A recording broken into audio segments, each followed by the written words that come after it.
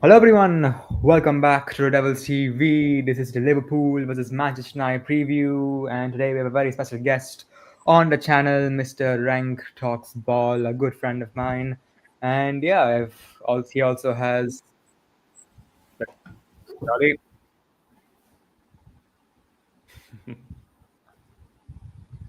my apologies. Yeah, and Rank is a fellow football YouTuber who does content mainly on South American football from his and a lot of content on his home country Argentina, some fantastic quality content he's produced, and I've linked his channel in the description below, so make sure to check that out for if anyone hasn't. So yeah, we also got Neil on here as well as always, and yeah, I think Branko, seeing as you're the guest, I'll start with you. Of course, United, we all know, have been quite poor this season, but had a best performance of the season against Sunderland, and of course it's Sunderland, but you can only beat what's in front of you. And of course, Liverpool have had a lot of wins, but a lot of them have been sort of smash and grab, and not many convincing performances, I'd say, this season. So but of course, form goes out the window for a rivalry like this. So, what are your thoughts on the both teams going into this?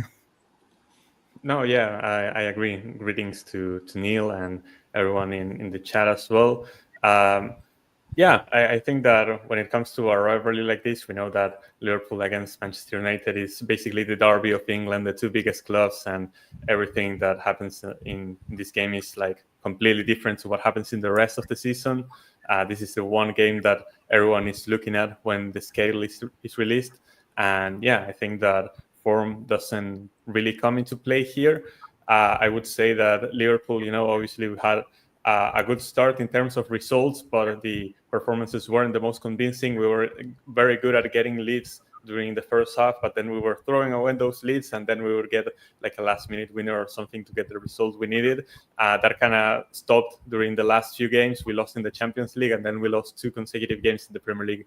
So there are a few things about the team that need to be sorted out, but it's not like Manchester United are faring up any better, like you said. At least you got that win against Sunderland, but still middling in the middle of the pack. And yeah, I think it's going to be an intriguing game. We're going to have to see what Amorim's approach is at Anfield, and yeah, just how the game as a whole unfolds. Yeah, completely agree with all of that. So yeah, Neil, we've done a lot of these previews for Liverpool. Unfortunately, a lot of them have led to a negative outcome. What are your what are your thoughts going into this game? See, this is the thing. Winning against Sunderland and winning against Liverpool, it's a big thing. We won against Sunderland, just because that's the thing. We have only beaten. Leave Chelsea. We have only beaten the newly promoted sides this season, Yeah, leaving Chelsea apart yeah, because the red card for Robert Sanchez, that was very much lucky because I don't think so. Without that red card, we could have even won. Leave Casemiro apart. I don't want even. I yeah, don't want to even talk about the Chelsea game. About Sunderland also, like we have only beaten newly promoted sides, and people are like, oh, we are back. No, we are not back. Look at us getting thrashed in Anfield, and this is an Anfield, if I'm not wrong. it is. It Yeah, indeed We will get. is. We are getting thrashed under this manager. We are getting thrashed. He's not changing Yeah, the formation. He's continuously playing Bruno at number 8. He's not yeah, playing Kobe Minu. I yeah. I I get it. See, I get it. I get it. That okay, playing okay, we can't drop and Sesko. I get it.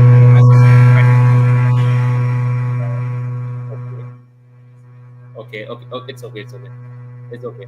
So hopefully I'm audible. So I was saying, I know that dropping Sesko and Buemo and Cunha, you can't drop them. But I don't think so. Like playing Bruno in midfield is also a solution. Now I'm getting quotes like dressing room leaks are coming in. Yeah. Bruno is saying to Ugarte, you are not the same player when I know that I No, used to know not in sports. not Bruno Amorim said that to Ugarte Yeah, apparently. sorry, Ruben Amorim. Yeah, to say that to Ugarte, you are not the same player that I used to know in that I used to know in Sporting. Yeah, because you have dropped his confidence. You are playing Bruno Mhm. at 8. You are Yeah, playing Bruno at 8. You are not playing Kobe and Ugarte. You are continuously playing him at 8. You are dropping rest players also confidence as well. I'm not saying that entire fault is of Ruben Amorim, but he has to take some fault as well. I'm not Yeah. saying sack, but under this manager, and God knows. Now I was expecting Lisandro. I don't think so. Lisandro would have even started. Would have been the match day squad.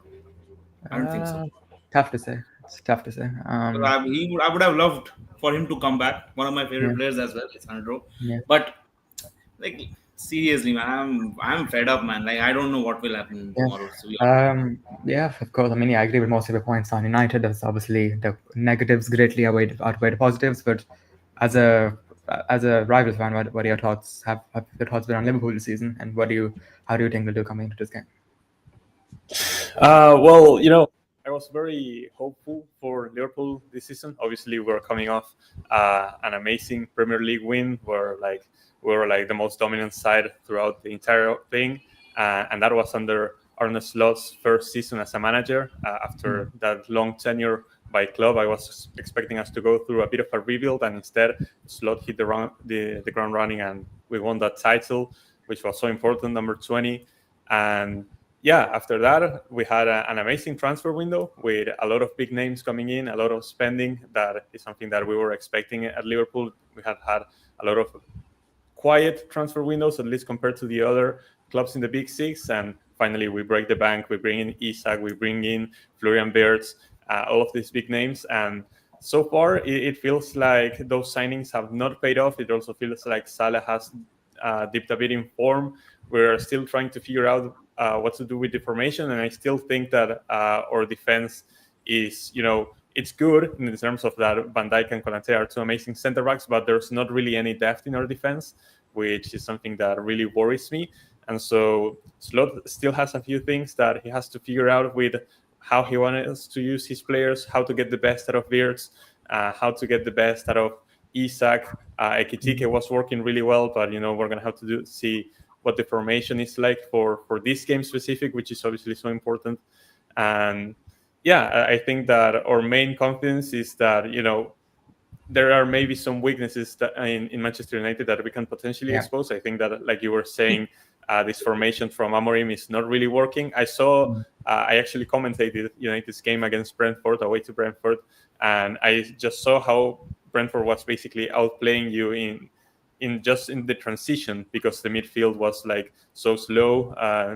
Bruno not really being suited to being that defensive anchor, and then the wings with Diallo and Dalot not really working out. And I feel like especially that left side with Dalot and potentially Luke Shaw is something Yeah. that we can potentially exploit. And I think that it could be Salah's redemption game if he manages to find some space on the right for us. Yeah, I agree with all this point. I mean, one thing I wanted to, when you mentioned transfers, like in my opinion, I mean, you can, of course, correct me if I'm wrong with any of this, but in my opinion, with what I've seen so far, with, of course, I think Florian Wirtz is probably the signing which had the most eyes on him from the summer for Liverpool.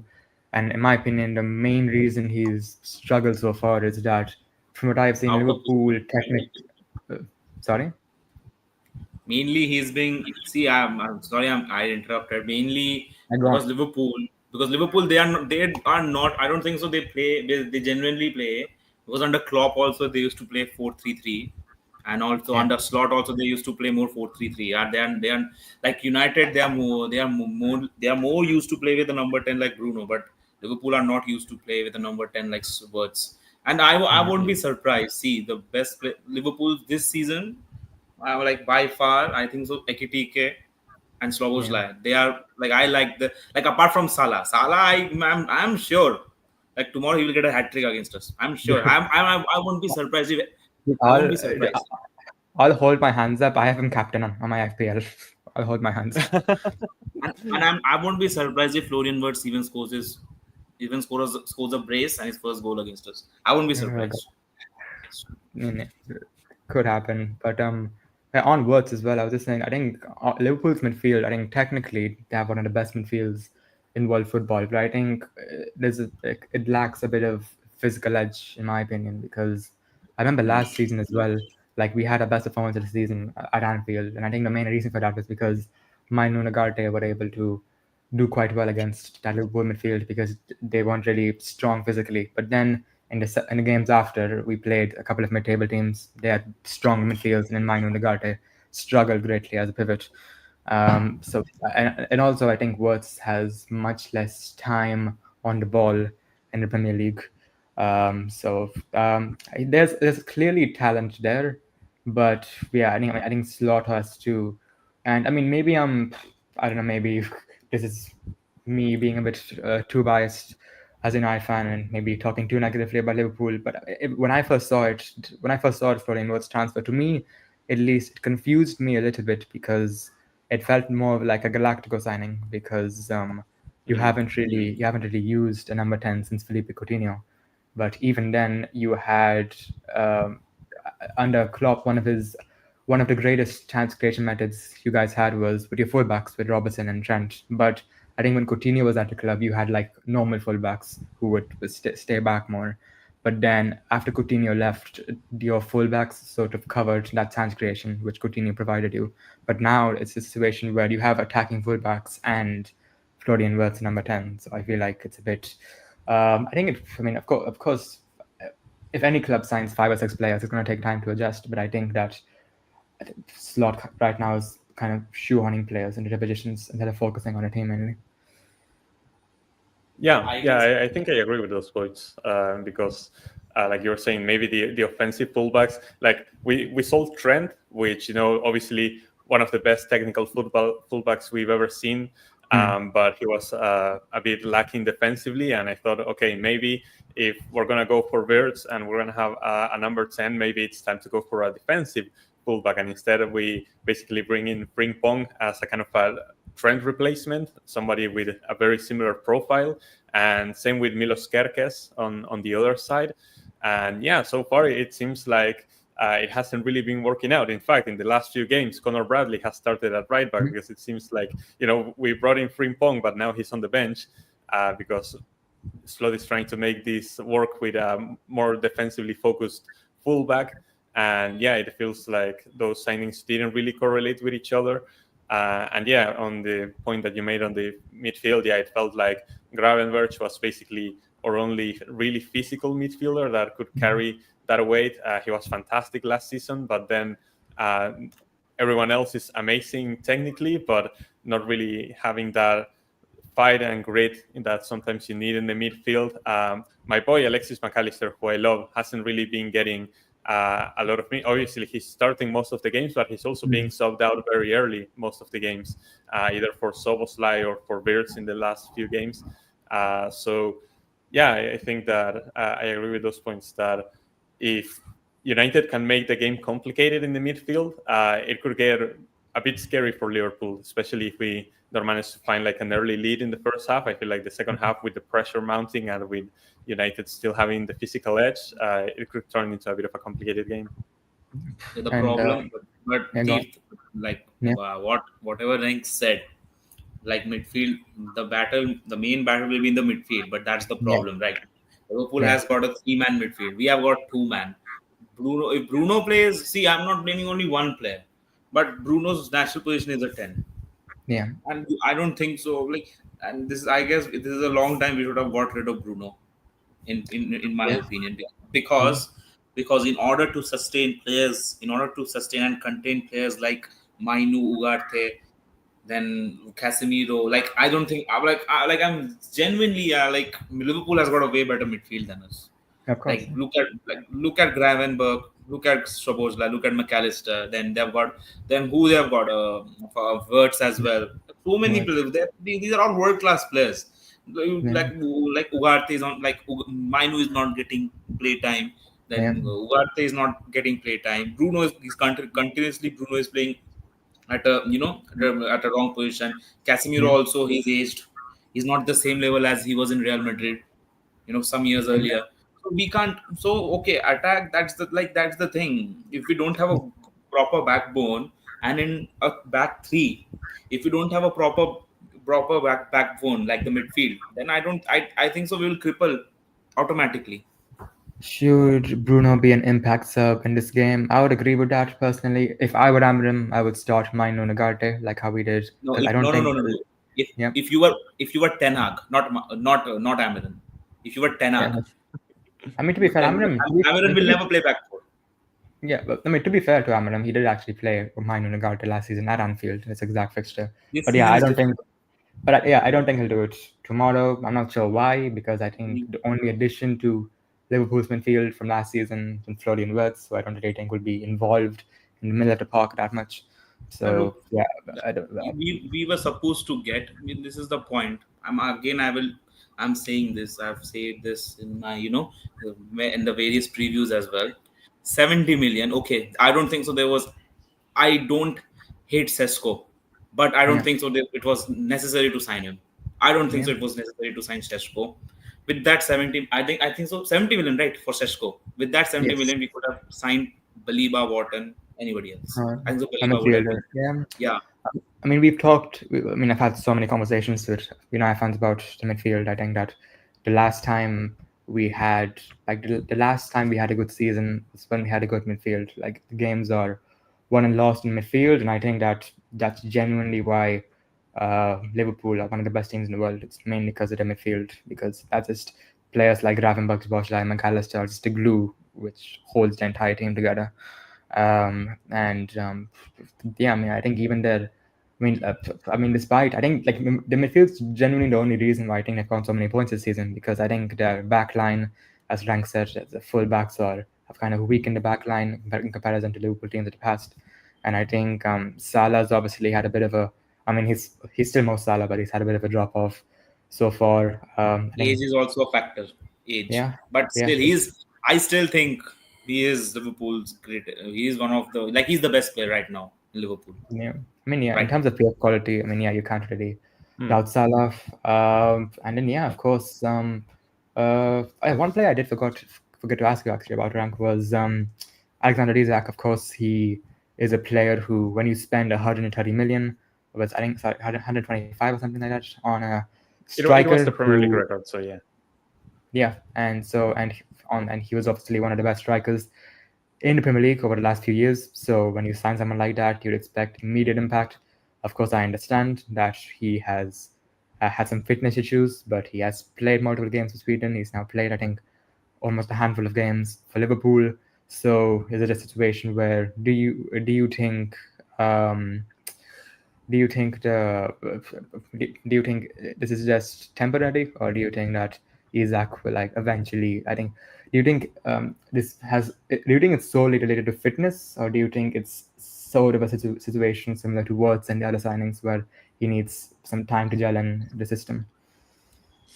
I feel like it could be a combination of both. Obviously, because of his trouble at getting out of Newcastle, he was not really getting any game time, and he's only now starting to play competitive games, which obviously he must have been training while his situation was unfolding. But it's not the same to train on the training ground to play a competitive game, and yeah, there could be something related to fitness, but otherwise, I think that it's mostly just an adaptation thing, which eventually you're gonna start to expect something, especially because Ekitike, when he was getting game time, he was scoring goals from the get-go already.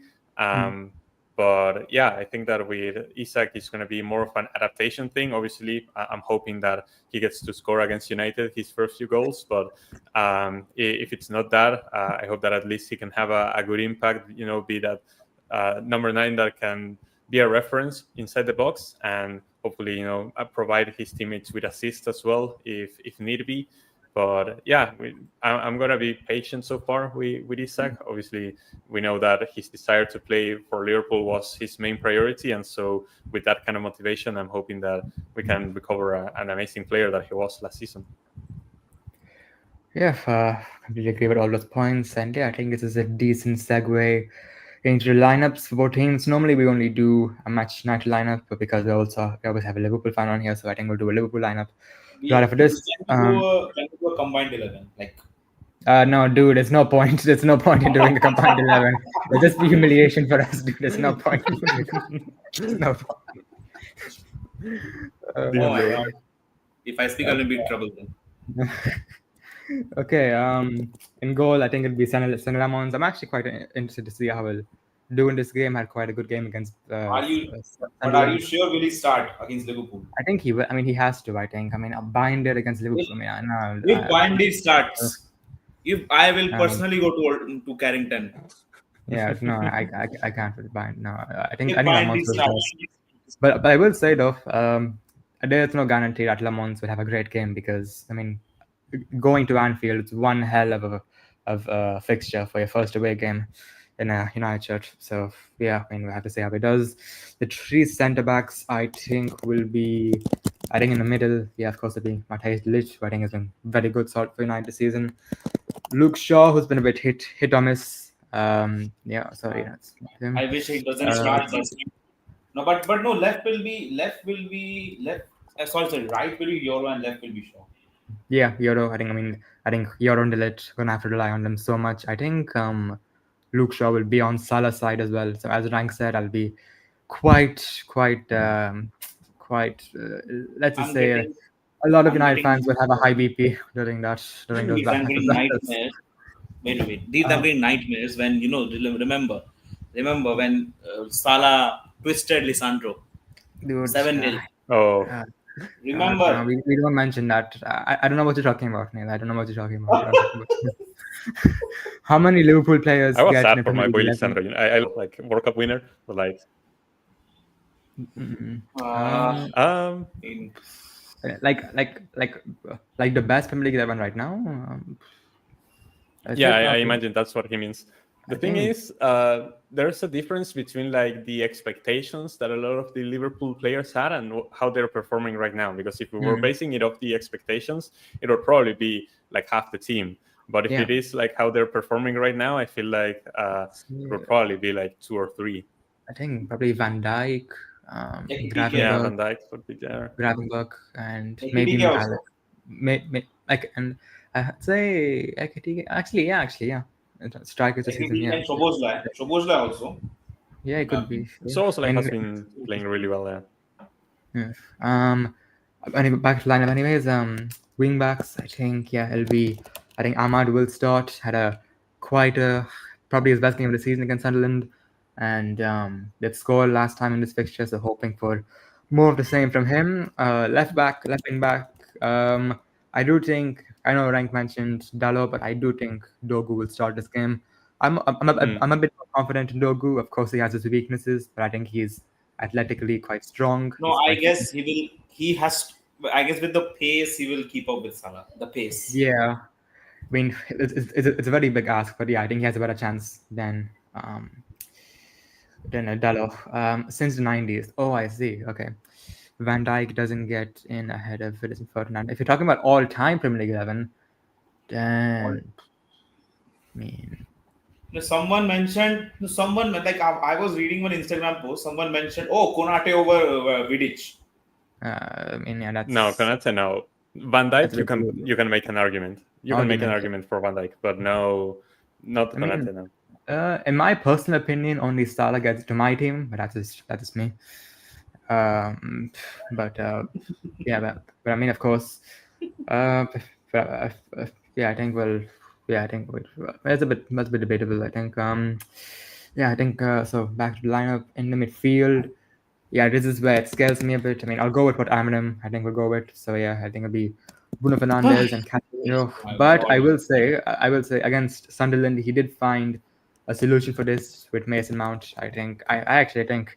I mean, I don't know. Rank might laugh at this, but I think Mason Mount will be one of the most important players for Manchester United in this game Yeah, because I think I guess no one. I guess no one mentions this, but Mason Mount. I guess start. I guess he helps a lot pressing wise. Like yeah, when pressing wise, he helps a lot. So athleticism. I guess in terms of agility, athleticism, he's one yeah, of those players. But yeah, let's and see. It's Liverpool. We yeah. never know. And I think against Sunderland, the way he sort of operated as an 8.5, he consistently moved in from the midfield out into the attack when we were going forward, and yeah, he did that role very well. And I think I really like Matheus Cunha as a signing, as a player. I think he's a fantastic footballer to watch, but I think Mount is just at that specific role which we need right now. Mount just suits that role better. I think off the ball he's just a bit more intelligent. But yeah, I mean, but I think Cunha off the bench, it's not negative at all against Tidal X. I don't think it's a negative at all. So yeah, I mean, I mean, situations like this, in my opinion, are not a good problem to have. Um, on the right, I think Mbumo And then, yeah, I think Benjamin Sesko up front, I think would be very important in this game because, yeah, I think uh, I think the strategy would probably be from United to just send long balls in towards Sesko and hoping he can do well in those aerial battles against some of Liverpool's defenders. So yeah, okay, Neil left. I think he'll join us shortly. He does this sometimes. Yeah. So in the meantime, I think we can just do Liverpool's 11 as well. I believe this is the formation you guys play, right? A 4-3-3. That's a flat. I mean, mostly during the past few games, we've been playing more of a 4-2-3-1. So I think that's what I would go for. Okay. 4-2-3-1. Okay. So, oh, sorry, the wrong one. Yeah. Okay. So yeah, in goal, I think it will be Mamadashvili. Yeah. Yeah. How do you think? Obviously, Go on. sorry, go ahead. I was just saying that obviously I think Mamadashvili is a quality goalkeeper. I watched him in I think in the last Euros, it was quite good for Georgia, but Alisson is, in my opinion, one of the greatest goalkeepers we've ever seen in the Premier League. So do you think, even though Mamadashvili is a good keeper, do you think there'll be a decent drop off from Alisson? Well, obviously, I agree that I think that Alisson is one of the best goalkeepers in the world and maybe one of the best we've seen in the Premier League as well. So it's obviously a big loss for Liverpool, but Mamardashvili is a goalkeeper that I hold to a high standard. Obviously, whenever in previous seasons, whenever Kelleher had to step in, he was actually quite decent. But I was happy to see Liverpool actually sign a backup goalkeeper for Alisson, and it's going to come in handy for situations like this where Alisson is not available and we need a goalkeeper for an important game. And yeah, I think that Mamardashvili in that game against Chelsea, even though he conceded twice, he made a couple of really good saves, and I think that obviously it's not Alisson, but it's going to be good enough in my opinion. That's fair. I think the centre backs just pick themselves really. In Van Dijk and Konate. In terms of the fullbacks, I think left back will be Milos Kerkez. Maybe like Kerkez. I mean, he hasn't been that great, but I guess new signing. So let's see. But I mean, this type of game, I guess it's his first season, right? This type of game, I would still like. If I was a Liverpool fan, I would have started Robertson, but due to his age, I guess we should go for Kerkez only. And Frimpong, I guess Connor Bradley, right back. What do you think? I think the right back will be Bradley, honestly. Yeah. I think I was actually quite surprised when Liverpool went for Frimpong because Trent was a very specific profile of player, and the reason I think one of the reasons why Salah's fallen off is because he's missing those beautiful long balls which Trent used to provide him consistently. Whereas Frimpong, in my opinion, I think it's fair to say that Trent was more of a right midfielder, whereas Frimpong feels like more of a right winger than a right back. That's slightly off his pace because Frimpong is more quicker. Like he's more. I don't know defensively about Frimpong, but I guess defensively, I think so. I might be wrong, but I think defensively he might be better than Alexander Arnold. I mean, the thing about Frimpong is that at Bayer Leverkusen, he was not used to playing in a back four because Leverkusen played with a back three, and Frimpong was playing as the right wing back, essentially. And so here at Liverpool, he was trying to do the same job, but not being able to push forward as much because we have a back four. So we don't have three center backs that can actually cover for you.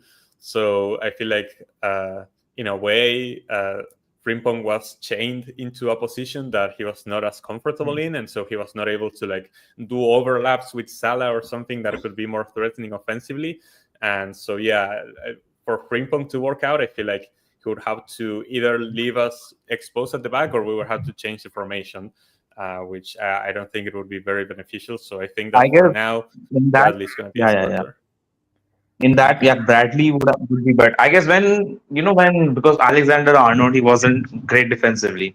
I guess one of the DMs when Fabinho was there, at that time, Fabinho, or when Gravenberg, when Gravenberg plays or when Fabinho used to play, or many like some like midfield like other midfielder like example Henderson. Then they I guess used to cover or Van Dijk maybe or Yeah, Joel Matip, someone like I that. think I've seen a few videos from the Athletic covering Liverpool, and correct me if I'm wrong, but I think out of possession. I'm sorry. I think in yeah, out of possession, the shape you guys take is I think you drop Gravenberg into the defense sort of as a center back, and then you push the fullbacks forward, and you almost you pretty much used a 3-4-3 structure out. I think out of possession because I mean, correct me if I'm wrong on that. But I think uh, I believe that's the structure you guys use. And I Yeah, think it's that's how it's looked like sometimes, but that also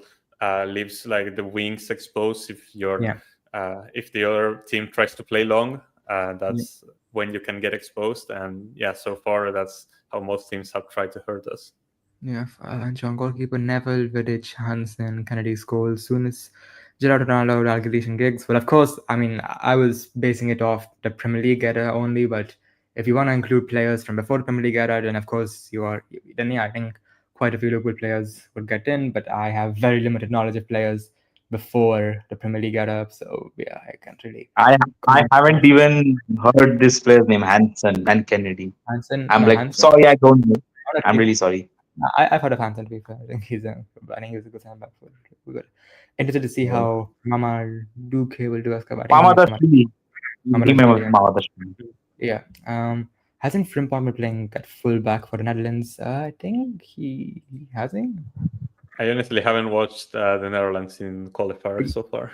He might have been. The So I right mean, back, they play back three, where they play back three, I guess, Netherlands. And even like Direct has been our best player, he still hasn't been selected for the Dutch national team, which is outrageous, but we can't help it. yeah, I mean it is what it is. Okay, cool. So yeah, and also just quickly too before we go any further, I just wanted to talk about Conor Bradley as well. I remember when he first burst onto the scene, he looked unplayable. I mean, scored a goal against Chelsea, pocketed Kylian Mbappe against Real Madrid. So I was quite surprised that you guys actually went so that you invested so much into a right back when you had Conor Bradley at a club, who in my opinion is better defensively than Trent considerably, and I think that's what you needed at that point at least. Yeah, but I guess the other side of the coin is that now you have two good right backs that you can rely on if the situation needs to be, which is something that we couldn't say before. And for the other side, where before Neil was making the case for Robertson in this game, I believe that how Kerkez has been performing so far mostly comes down to nerves, because I do think that Kerkez has been exposed defensively over the last few games and has been a bit of a liability. But I think that even then, in a game like this, he should be the one that's starting. And if anything, Robertson can be someone that can come off the bench with his experience to try and close out the game if the situation ends up asking for it. But Kerkez would still be my starter from the get-go. Yeah, fair enough. I think I know from played at right back for the Netherlands at the Euros. Well, yeah, I think I mean it could be true, but I think international football is quite different from the Premier League, of course. So I think so. Yeah, and Frimpong's also adjusting to a new league. So yeah, maybe I think perhaps in like maybe in the second season he would have adjusted to playing in the back four at that point. But yeah, right now he's struggling a bit. I think. So in the midfield, I think the midfield would be I think Gravenberg's a nail on starter. Gravenberch is the only one who's guaranteed to start, in my opinion. Like the other are, kind of a toss-up. I think that we're gonna go with McAllister and Wirtz, but Okay. there's an argument for Soboslai in like either slot, like either on replacing McAllister next to Gravenberch or in the number 10 over Wirtz. I'm mainly saying that we're gonna start Wirtz because Slot and Van Dijk made a few comments about him, trying to like encourage him. Obviously the journalists trying to make those uncomfortable questions about his current performances, and the captain and the coach kind of defending him. I think that Slot is going to put his trust in Wirtz to start in this game, but I don't see either Wirtz or McAllister completing all 90 minutes. I think that Slot will definitely make adjustments to the midfield during the game, get some fresh legs in there, I think that Soboslai is going to come into the game. Curtis Jones is going to come into the game at some point. But those are going to be from the bench. The starting lineup, I expect it to be like this. Okay, yeah, fair enough. I mean, yeah, I think Gravenberg and McAllister, I think I mean, on paper, they should be able to slaughter Bruno and Casemiro in the midfield battle. But I mean, it's always quite strange how these type of fixtures can go. So we'll have to see what happens. I think the front three, I think it'd be, I think Gakpo and Salah surely after wings. I Yeah, believe. Gakpo and Salah, and then Isak at striker would be my guess. Okay. Obviously, I've liked a lot of what I've seen from Ekitike so far, but I think that because of the signing that was Isak, and you want to give him more time and more playing time, he needs to appear in a game like this and try Yeah. to show up, give him an opportunity, and if it's not working out, you always have Ekitike on the bench ready to capitalize on the opportunity as well. So yeah, and I think that both Salah and Gakpo will have a lot of work to do in this game, because I think that if there's anywhere we're gonna expose United, it's gonna be on the wings. So the job from Gakpo and Salah is gonna be massive for this game.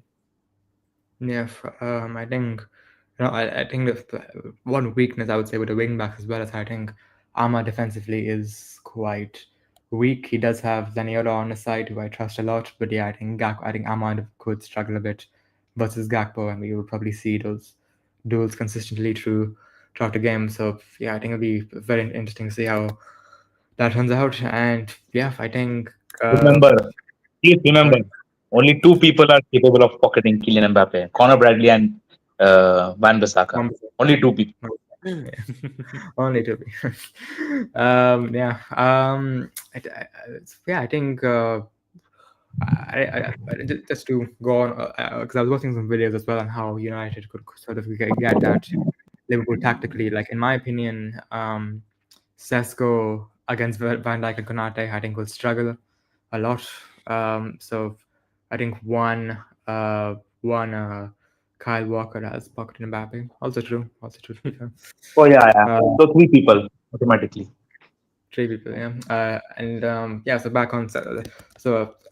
In my opinion, one strategy which we could see from United in this game would be that instead of you could have Sesko and Mbumo sort of rotating. So then you have Mbumo trying to occupy Van Dijk and Konate, and then you hoof long balls in towards Sesko, who could occupy from either side, and then of course against those, Gargas or Bradley on either side. So and of course Sesko against their fullbacks, I think will do quite well in the air. But of course, it's very one thing I'm actually very interested to see how Liverpool approach this game, because City sort of last season City, I think City and Liverpool as well, they tried to pretty much attack us, and we just went toe to toe with them, and ended up getting some pretty good results. But this season, City kind of played some counter-attacking football against us, and I mean, yeah, they Reverse, absolutely sorry, reverse, like reverse, that yeah, reverse. Like they generally they play position based. This time we played position based and half an hour. Like, I mean, like seriously. And now, I mean, tomorrow will be the game. If the lineup, if it's decided, if we exclude Bruno from this squad, keep Mainu or I guess Mainu and Casemiro would have, but Bruno, you can't, like, he will not drop Bruno. I'm now getting I'm think like the more I'm thinking on the wing backs, if Ahmad starts on the right, yeah. then there's a high chance then Dalo will also start at the left. Like I, Dalo has been, there'll be a high chance. I'm pretty much sure. I'm pretty sure. And Dalo has been, I don't know, like seriously, he's been a silent scapegoat, no, for a very long time. have you? I think Fizrank, you mentioned that you commentated that game as well. Did you see that clip where like Dalo for the goal we scored? Dalo like so I think it was I forgot the Brentford's player's name, but he was basically coming at him in front of Dalo. Brentford game, right? Dalo literally, Mm-hmm. so he was coming in front of him, and then he pretty much just completely went to the center instead of mocking him. Like he He completely went like to a complete different direction. yeah, like it generally looked like he saw. It generally looked it was one of the most the amount of comments I've seen about Dalo from that instance, like people questioning his footballing IQ that's like I like yeah I think I imagine I would have been quite This despicable is for the you. first time, though, man. It's not the first time he has done something like this. It's not the first time, but yeah. I think say back on the tactically. I think it's quite sorry. Is commentary the form of journalism rank is interested to pursue? Well, you can answer that. I've been trying out the different positions. Like I've both been the commentator and the narrator for games that I've done, and I've enjoyed both positions. I thought that narrating wouldn't be like my preferred position because I'm more of a more analytical person, not so much about the hype. But I ended up enjoying like being kind of the conductor and the director of the whole transmission as well that comes with being the narrator. So I've enjoyed both sides, but I think that yeah, commentary would be the main one. And actually, next Monday I'm going to be commentating a game live at a stadium, so that's going to be a good experience for me. So we'll see how that goes. Yeah, I mean, what an honor it is, ladies and gentlemen. We have the Argentinian Peter Julie coming on here, joining us today. What an honor it is. But yeah, I think yeah. Back on the, I was gonna say, I was just saying, I'm very interested to see how Liverpool approach this game actually, because I mean, I'll just ask you actually, do you think that they could go for a counter-attacking approach like how City did, and that worked very well against us, or do you think that it's it's at Anfield against your biggest rivals, so just screw it, we're gonna go for the win and we're gonna try to smash them. Um, the thing is, I don't see Liverpool changing the way we're playing right now. So I think Mm. that if we're gonna go with the same formation and the same plan, I expect us to be possession based and try to take control of the game while being on the ball. Which like we saw that Manchester City basically did the opposite thing, and that worked really well for them.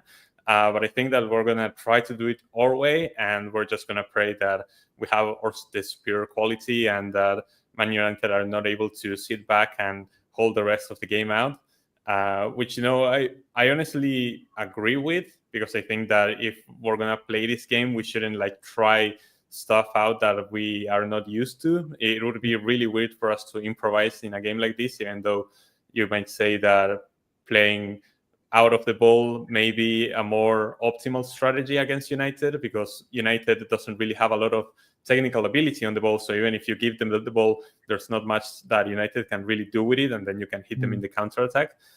Even if you think that that's more optimal, I think that because Liverpool is more used to playing a positional based type of football, we're probably going to go with that and just try to outplay United instead of just trying something different. Yeah, that's fair. Yeah, there's not many teams in the Premier League who wouldn't try to outplay us at the moment. But yeah, I think, but yeah, I think when the battle start of pitch will be quite interesting to see. And yeah, there's I've always, of course, very, of course, whole situation at the club. But yeah, after that win against Sunderland, I've trying to stay positive, and yeah, we'll be trying to carry that with me. I believe hopefully Neil is as well for tomorrow. And yeah, I think no matter the outcome, I think that I think for the sake of all the neutrals watching as well, hopefully we can have a fantastic game of football, something like last season perhaps. Let's see. And by the way, I would also like to add that I would take a draw in this game, by the way. But I think, but our stats at Anfield are off. I think if you don't include last season, the last time we scored a goal at Anfield was 2019, which Mourinho's last game in charge, which Jesse Lingard scored. And if you want When to look was at the the last last, time? sorry, When was the last time we won at Anfield? last one, 2016, Juan Mata No, overhead. yeah, not 16. That was 14, if I'm not wrong. When I was 16, I'm pretty sure. So we have in the And so Nike symbol right at the white away jersey, if I'm not wrong. And we had the yeah, Nike yeah, as sponsor. yeah. That was That's 14. correct. That was 14. That was not 16. Okay, then I might be. Then yeah, then what? Over a decade since the last one. Then. Yeah. So it's gonna be of course, very tough battle, but yeah, hopefully, I mean, let's see what happens. I think now we've come to the end. I think we can just go for our score predictions and wrap it up. So, rank score predictions for tomorrow. I mean, we've not been great this season so far, at least in terms of the performances. United, you could say the same. So, I think we may not be Greensby Town, but I think we have enough to beat United in this game.